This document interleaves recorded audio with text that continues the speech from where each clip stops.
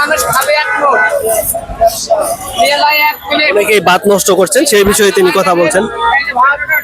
এই যে আলু, এই যে দেখেন, এই ভাতের জন্য কোন মানুষ আমরা দিন রাত পরিশ্রম করি।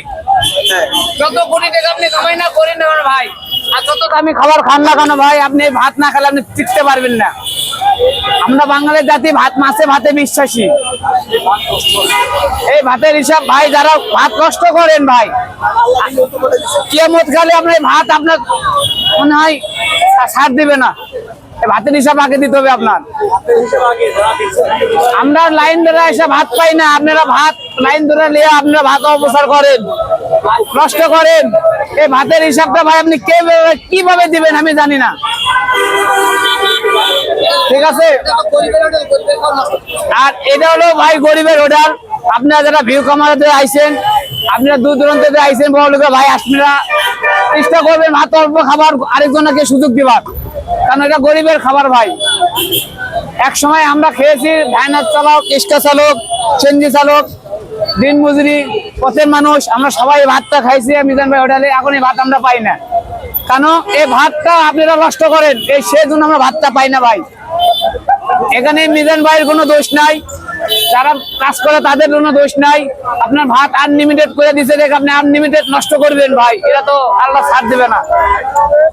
সেজন্য বলতে ভাই আপনারা খান, হিসাব করে খান, কারণ খাদ্য যেন নষ্ট না করেন।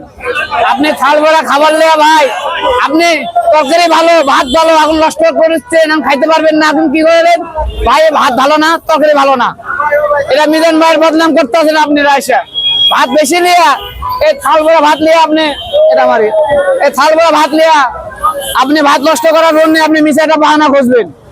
কৃষক ক্যামেরা আছে, আপনার দেখতেছে, আপনি বাহানা করবেন, আপনি ভাত নষ্ট করবেন। এই জন্য আপনি ভাত দিয়ে বেশি বেশি ভাত দিয়ে মিজান ভাইয়ের বদনাম করবেন না ভাই। এখানে কি বলবেন ভাই, ভাত নষ্ট করছে কেন? এই এতদিন ভাত নষ্ট করছে আমাদের মতো পাবলিকে, আমাদের মতো পাবলিকে মানুষের ভাত নষ্ট করছে। আমি একটা কথা বলবো ভাই, আমার ভাত দেখলে কান্না আসে ভাই, কেননা এই ভাতের জন্য আমি কষ্ট করি, আপনি কষ্ট করেন, কোটি টাকা দিয়ে থাকে সেও কষ্ট করে।